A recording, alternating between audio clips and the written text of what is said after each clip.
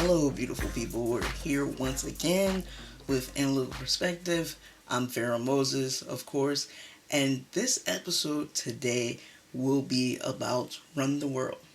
And I know you're probably sitting back saying, there hasn't been an episode. Well, Friday it was released that Stars was renewing it for a second season. So I'm proud of Leva Davenport for the hard work she put into making this show a success. But she wasn't in it by herself. Of course, you have a beautiful cast.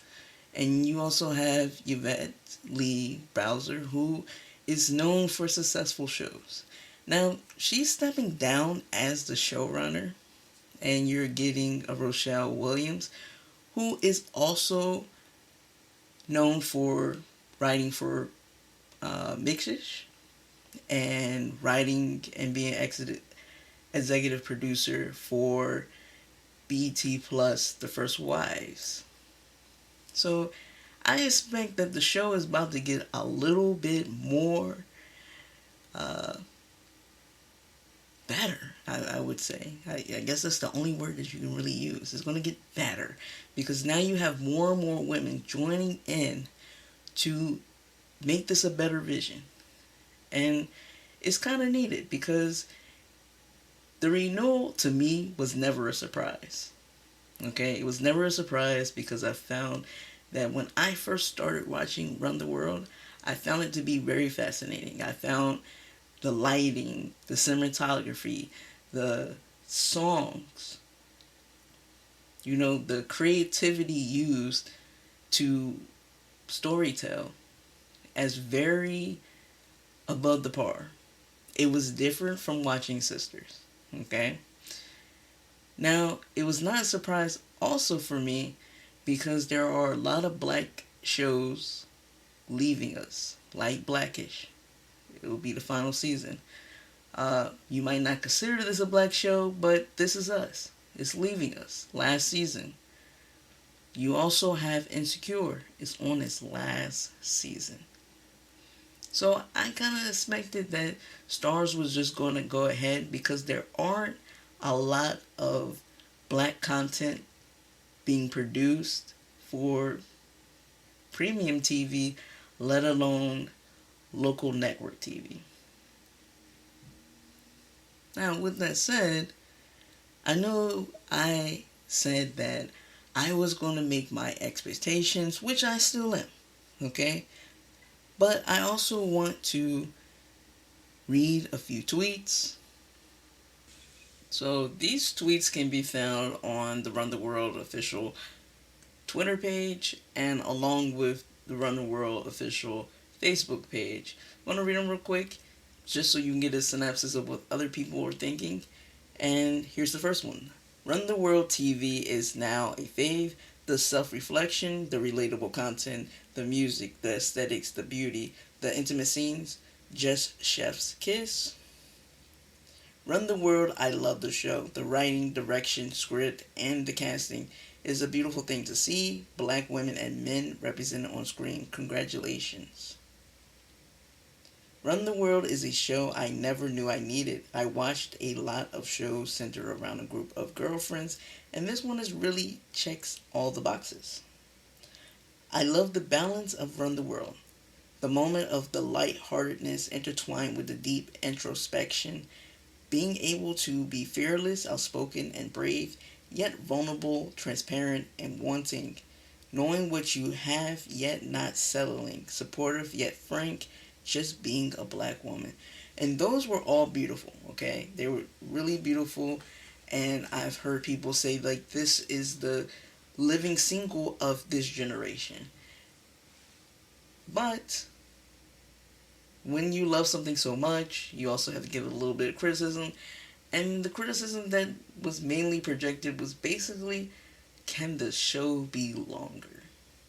I personally don't think the show should be longer because it gives us just enough to keep us wanting to come back, which is one of the points I want to make when saying what do I expect for next season. I expect it still to be 30 minutes long. I expect we're going to most likely find out what happens between Whitney and Ola. Do they get back together? We'll probably see how Ella and Anderson work out their relationship, and Sandy, because Sandy and Matthew have to work out that power dynamic. So I'm interested in seeing how they officially work that out, or will everything just fall apart? I mean, I feel like Sandy will stay in it just for because of his daughter, but who knows? And of course, you have Renee. Like, Renee is about to start a business. She's about to do it on her own. Will she find love next season? Will she go back to her KFAB or supposed ex-husband? Who knows? Okay? We want to figure out those answers, but those answers may not be answered next season. Some of them may, but not all of them. You know, just enough to keep us coming back. So I'm going to give a little scenario of what I want for each character. Of the female characters, I should say, not the male characters. But for me, Whitney, I want to see her grow. I really do, because for Whitney, I understand being in a committed relationship with someone for so long where you haven't had that abundance of ability to go out and explore the world, be with different people, you know, travel, do the things that most people do in their 20s, and now you're in your 30s trying to catch up, you know, trying to figure out, is the rest of your life with Ola? And even though I know that she loves Ola, I can actually respect that she was honest with him, even though I felt that she shouldn't be honest with him and she should keep it a secret, because let's be real, men always will hold that against you. And I really don't feel like Ola can get past that situation. But I would love to see how Whitney explores her new singleness and what her future may look like. You know, now that she has been honest with her mom, she has been honest with the girls, she has been honest with Ola, you know, the future is her oyster. Okay? When we get to Renee, I love Renee. I'm just going to say it. You know, Miss Webb, you are excellent at being Renee. Because Renee, for me, is like such a free spirit. She's such a free spirit. She does what she feels like is needed. She may overproject a little bit, but she's a lovable character. She's the one that is your ride or die. She's always going to be there for you, but she's going to be blunt. I love it. And as someone from the North, I'm from Jersey, that is something that people from New Jersey, New York area, what they're prone to do. Being blunt, you know, being truthful, putting that and having that loyalty. So I love that. But with her character, I really would love if Renee can love herself as much as the world loves her. Okay? Because Renee was with Jason and things didn't work out, and she kept wanting to get divorced from him, and then she finally kicked him out, and then she wasn't happy at the company because she didn't get the raise that she wanted or the position title that she wanted. And I realized that with Renee, a lot of it is maybe she told Jason that she didn't want these things. You know, she didn't want the family. She didn't want the, you know, maybe the Cosby Show representation of family dynamics, of black family dynamics. But in reality, now she's older. Now she's smarter. Now she has more wisdom. Maybe those things are important to her. She's alone. And I hope that she becomes okay with being alone. And if not, being okay with finding a love outside of just being with this guy or being with that guy. You know, you could find a love in an interest, or find a love in maybe just doing the simplest things in life. So I hope that she loves herself as much as the world loves her, because I actually love that character. When it comes to Ella, I want to see her fly, but I want to see the obstacles of what it takes her to fly. You know, she may fall, and it's okay to fall, but I want her to show what perseverance is really like. And from the angle of a black woman, to know, like, yo, black women go through so many things to climb that ladder, to show their strength and their dominance and their independence. I want to see that. You know, I don't want to always see like you are being dramatic and using histrionics to just be a naysayer about everything. So I would love if Ella can really spread her wings and fly, but also show us what it's like when you fall and picking herself back up and believing in herself. And I think Anderson is going to be great in helping explore that and helping her gain that. But I also fear that Anderson may be the person who also breaks her again. We always want people who make us whole. And sometimes those same people who make us whole also shatter us in pieces. So I want that character, if I could speak to them. I know they're not real, but if I could speak to them, that's what I would tell them. And finally, Sandy. What I would love for Sandy to do is finally find her voice outside of Matthew and outside of either curiosity or anger.